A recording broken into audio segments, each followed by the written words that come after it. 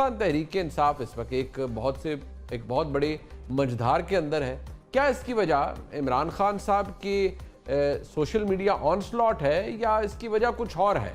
और अगर ऐसा ही है तो इसका हल क्या है? ये मामला कहाँ जाके दुरुस्त हो गए? जान लेते हैं अपने नामवर तजिया निगारों से। पाकिस्तान तहरीक इंसाफ के दो बड़े इशूज़ हैं। एक तो बड़ा इशू ये है कि इनके पास कोई समझदार आदमी नहीं है। ये इतने लोग नासमझ हैं, ना तजर्बाकार हैं कि इनके हाथों में पार्टी यरगमाल बनी हुई है और जब ये लोग आ जाते हैं तो उससे मसाइल पैदा हो रहे हैं। तो ये एक गलती है इमरान खान साहब की, क्योंकि इनके पार्टी के अंदर कोई ऐसे लोग नहीं हैं जो मामलात को सेटल कर सके। इसके मुकाबले में पाकिस्तान पीपल्स पार्टी और पाकिस्तान मुस्लिम लीग नून में बहुत समझदार लोग थे, वो दरमियान का रास्ता निकाल लेते थे। देखें जैसे शहबाज शरीफ साहब ने दरमियान का रास्ता निकाल लिया था और वो अपने भाई के साथ भी थे और साथ एस्टैब्लिशमेंट के साथ राब्ते में भी थे। तो अल्टीमेटली यही हुआ कि मियां नवाज शरीफ साहब बाहर चले गए और उसके बाद फिर वो पाकिस्तान आ गए, पाकिस्तान मुस्लिम लीग नून की गवर्नमेंट बन गई। इसी तरह आसिफ अली जरदारी साहब के दोस्त भी थे जो इतने ज़्यादा इफेक्टिव थे कि वो जनरल परवेज़ मुशर्रफ को उन्होंने कायल कर लिया था और उसके बाद जनरल परवेज़ मुशर्रफ साहब मोहतरमा बेनज़ीर भुट्टो के सामने बैठ गए और मामला सेटल हो गए। इसके मुकाबले में जो पाकिस्तान तहरीक इंसाफ है उसमें कुछ समझदार लोग नहीं हैं जो वेल स्टैब्लिश्ड हों, जो वेल लिंक्ड हों।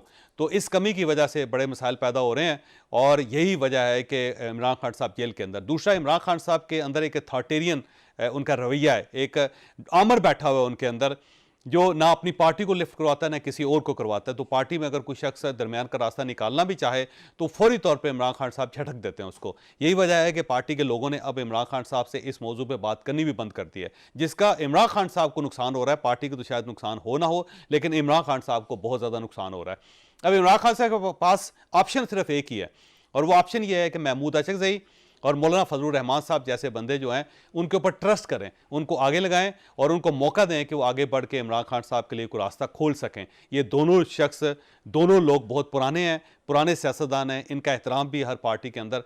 अगर इमरान खान साहब इनके पीछे खड़े हो जाए और इनको कहें कि आप आगे मामलात को सेटल करें तो फिर चांस पैदा हो सकता है, लेकिन उसके लिए ज़ाहिर है इमरान खान साहब को किसी न किसी के ऊपर ट्रस्ट करना पड़ेगा। तो जो शख्स अपनी पार्टी पर, अपने ख़ानदान पर ट्रस्ट नहीं कर रहा, वो महमूद अचकज़ई और मौलाना फजलुर रहमान साहब पे कहाँ ट्रस्ट करेगा? देखिए, मेरा नहीं ख्याल कि कोई जारहाना बयानात इसके अंदर मसला हैं। मसाइल तो बहुत सारे और भी हैं, मगर ये एक एतमाद साजी का ज़रिया ज़रूर बन सकता है।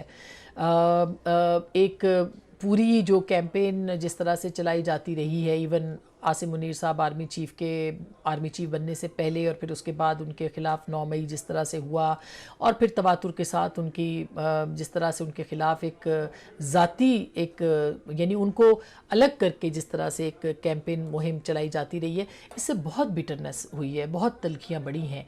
मैं ये नहीं कहती कि पाकिस्तान तहरीक इंसाफ के साथ ज़्यादतियाँ नहीं हुई, बहुत सारे मामलात के ऊपर उनके साथ ज़्यादतियाँ हुई हैं, मगर ये सब कुछ 9 मई के बाद शुरू हुआ है। तो मेरा ख्याल है कि इस बात को समझना होगा कि 9 मई के जो असरात हैं वो पाकिस्तान की सियासत के अंदर कितने गहरे हैं और उसको रिवर्स करना कितना मुश्किल हो रहा है। लेकिन कोशिश ज़रूर की जा सकती है और की जानी चाहिए तहरीक इंसाफ की जानिब से कि वो जो सब कुछ हुआ और जो एक तासुर बना कि ये सिर्फ़ और सिर्फ एक आर्मी चीफ़ के ख़िलाफ़ जो है वो उनके ख़िलाफ़ एक जो एजेंडा या जिसे कहना चाहिए कि साजिश या व्हाटएवर जो भी इसको लफ्ज़ दिया जाए वो है, उस तासुर को पाकिस्तान तहरीक इंसाफ को ज़रूर ज़ायल करना चाहिए। और फिर ज़ाहिर है उनकी जो पार्टी के रहनुमाओं के साथ, कारकुनों के साथ मामलात चल रहे हैं, उसके ऊपर भी इस्टेब्लिशमेंट को भी देखना चाहिए कि कम से कम जो रिलीफ़ है ख़वातीन को उसके हिसाब से मिल सके और यास्मीन राशिद जैसी ख़वातीन जो जेल में हैं, बीमार हैं, बुज़ुर्ग हैं, उनका भी ख्याल किया जाए तो फिर आगे बात बढ़ सकती है। देखिए, तहरीक इंसाफ है क्या? वो सब इमरान खान है, या इमरान खान है या उनकी सपोर्ट बेस है। दरमियान में पार्टी इररिलेवेंट है। आज इमरान खान, कल को कोई गौर खान को जानता नहीं था, इमरान खान ने हाथ रख दिया, वो चेयरमैन बन गए। मेरा ब्रिलियंट लॉयर हैं सलमान अकरम राजा, लेकिन क्या वो सोच सकते थे किसी पार्टी के जनरल सेक्रेटरी होंगे? I don't think so. Irfan Marwat आए, वो अपना शेर अफजल मरवत आए, इतनी पॉपुलैरिटी, एक दिन पार्टी से निकाले गए। देखिए, यहाँ पे there is no such thing as a party. यहाँ इमरान खान है और उनकी मैसिव सपोर्ट बेस है। जो इमरान खान कहेंगे उसी पे सबको चलना होगा। आई डोंट थिंक किसी की कोई हैसियत या वज़न है पार्टी के अंदर कि वो कहे कि जी हमारे मुताबिक इमरान चलेंगे। इमरान की जो स्ट्रेंथ्स थी उसकी बेसिस पे प्राइम मिनिस्टर बन गए। उनकी ये आप कह लें हार्डीनेस, एक डिटर्मिनेशन, सब कुछ। लेकिन वही चीज़ें फिर उनकी अनडूइंग भी बनी गवर्नमेंट के अंदर, उन्होंने उसके मुताबिक अडेप्ट नहीं किया। मेरा ख्याल है पर्सनैलिटीज़ को आप चेंज नहीं कर सकते, और इस एज के इस हिस्से में और आफ्टर ऑल द बिटरनेस और रगड़ा, आई डोंट थिंक इनमें से कोई इस पोजीशन में है कि इमरान खान को समझा सके। इमरान खान को अगर समझा सकती हैं तो उनकी अहलियाँ हैं, उनकी फैमिली मेम्बर्स हैं, वहाँ से तो शायद कोई बात सुन लें बात, ये नहीं कि वो उनकी बात पे चलेंगे। इमरान खान करेंगे अपनी मर्ज़ी, एंड जो उनकी नेचर है, हमें भी 30 साल हो गए उनको कवर करते, मिलते, बातचीत करते। इमरान खान एक्चुअली बिलीव्स कि पोजीशन ऑफ स्ट्रेंथ से ही तब्दीली होती है। अब उसमें अगर वो मिस कैलकुलेट कर जाएँ वो और बात है, एक दो बार किया भी है, लेकिन आई बिलीव ही फील्स कि आप जब भी नेगोशिएट करें from a position of strength करें या पोजीशन ऑफ परसीव्ड स्ट्रेंथ करें, वेदर इट वर्क्स और डजंट वर्क ये अलग बात है। लेकिन मेरा नहीं ख्याल कि इमरान खान के रवैये में मुझे कोई नरमी नज़र आती है। वो बड़ा एलियन टू हिज पर्सनैलिटी होगा।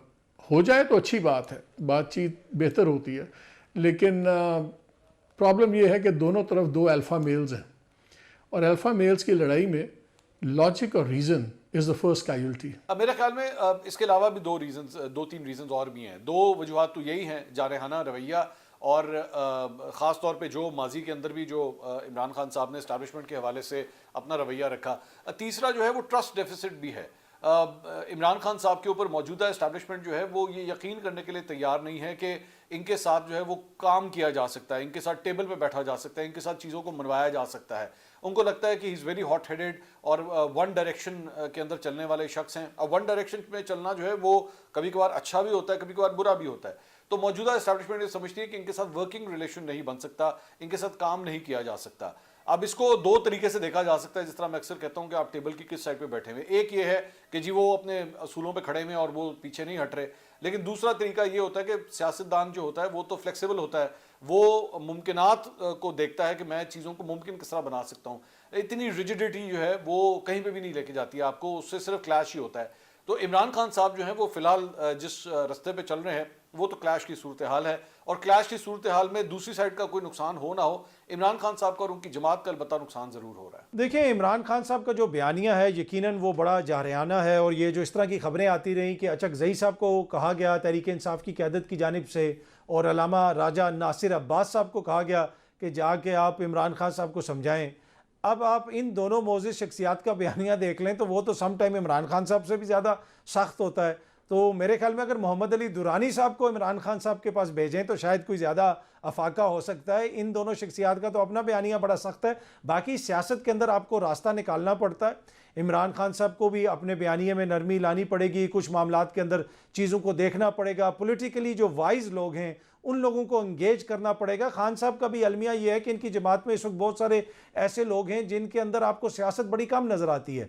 कुछ बड़े संजीदा लोग हैं, आरिफ अलवी साहब हैं, असद कैसर साहब हैं, आतिफ खान साहब हैं, दीगर लोग हैं, वो सब कुछ तो कर रहे हैं, लेकिन एट द सेम टाइम वो डेप्थ आपको कुछ लोगों के अंदर नज़र नहीं आती जो आके मीडिया पे बयानात देते हैं। तो अगर आपने कोई सियासी हल निकालना है तो उसमें तो आपको नरमी लानी पड़ेगी, और सियासत के अंदर ये नरमी और ये सख्ती कोई ज़्यादा मैटर नहीं करती है। आपको अपने गोल्स अचीव करने होते हैं। हाँ, आप अपने जो प्रिंसिपल आपका बयानिया है आप उससे ना हटें। आप मियाँ साहब की तरह अपने वोट को इज़्ज़त दो कि बयानिया को दरिया रावी में ना बहा दें, जिसके बाद रावी चैन ही चैन लिखे। आप उस हद तक ना जाएं, लेकिन कुछ चीज़ों के ऊपर आपको वक्तन सम टाइम आपको चीज़ों को थोड़ा सा मनूवर करना पड़ता है।